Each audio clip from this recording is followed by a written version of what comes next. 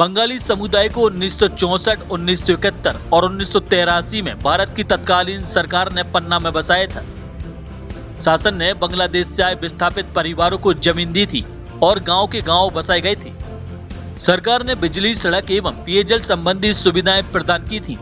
ये लोग बरसों से उसी जमीन पर रहते आ रहे हैं, लेकिन अब जमीन कई पीढ़ियों के बाद निजी निकल रही है और उनकी अगली पीढ़ी जमीन को बेच रही है।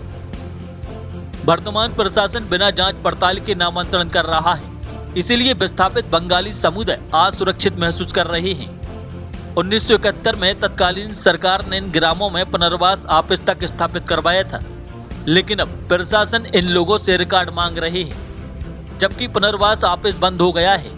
जब सरकार के पास इसका रिकॉर्ड नहीं है तो बंगाली समुदाय के पास कहां से होगा। वर्ष 1971 में जब इनको पन्ना जिले के विभिन्न क्षेत्रों में बसाया गया, तब जमीन वीरान एवं पथरी हुआ करती थी, लेकिन बंगाली समुदाय के लोगों ने कड़ी मेहनत कर जमीन को खेती और रहने लायक बनाया। अभी जमीन विकसित गांव में बदल चुकी है और निजी स्वामित्व की निकल रही है, जबकि जमीन पर बंगाली समुदाय लगभग 50 वर्षों से निवास करते आ रहे हैं। एसडीएम मधुवंत राव दुर्वे ने बताया कि तहसीलदार को जांच के लिए प्रतिवेदन भेजा गया है। जांच में जो भी रिपोर्ट आएगी उसके अनुसार कार्रवाई की जाएगी। का आवेदन देने आए हैं कि हम लोगों को सन 64 में ग्राम रक्सिया, आहरगुआ, जमुनाई, बागुपुर बंगाली विस्थापित परिवारों को बैठाया गया। उस जमाने में आज 60 साल से निवास रहते हैं। अब बीच बीच में वो कहीं किसी के नाम का पट्टा, किसी के नाम का पट्टा। आप तो ये मानेंगे कि हमारे यहाँ तो एक इस तरीके का वो है कि उसमें पुनर्वास ऑफिस बना हुआ है, शेड बना हुआ है, पूरा है, वो रजिस्ट्री हो गया। और कई बार इसको लेके अपन शासन से वो किए कि भाई कई जगह गए कि आप इसका हमारा निराकरण। उनका कहना है कि आप रिकॉर्ड लाओ। अब वो जो पुनर्वास है, पुनर्वास का ऑफिस ही नहीं है, वो अब ऑफिस हम कहाँ से ढूंढ के ले आए और रिकॉर्ड कहाँ से ले आए।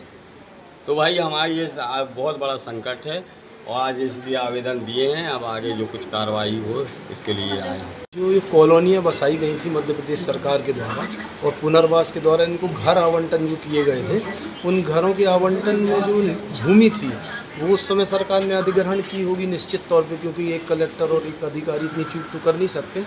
तो अधिग्रहण या तो निरस्त नहीं किया गया, जो भी हो, तो उन लोगों के पट्टे वहाँ यथावत खुल रहे हैं। अब उनकी जो ये नई पीढ़ी है उनने नामांतरण करा के बेचना चालू कर दिया। सरकार के द्वारा दिए हुए घर की भूमि बिक रही है, मतलब वहाँ घर बना हुआ है, गवर्नमेंट का बनाया, पुनर्वास का बनाया, और बंगाली परिवार उसमें 40-50 साल से रह रहे हैं। और अब पता चलता है कि ये भूमि दूसरे व्यक्ति की है, किसी की स्वामित्व की खुलती है। और जो ये रक्सेहा का भी सरपंच साहब ने बताया, तो इनके यहाँ पे एक हेड ऑफिस हुआ करता सारे कैंपों का, पुनर्वास का वहाँ ऑफिस था।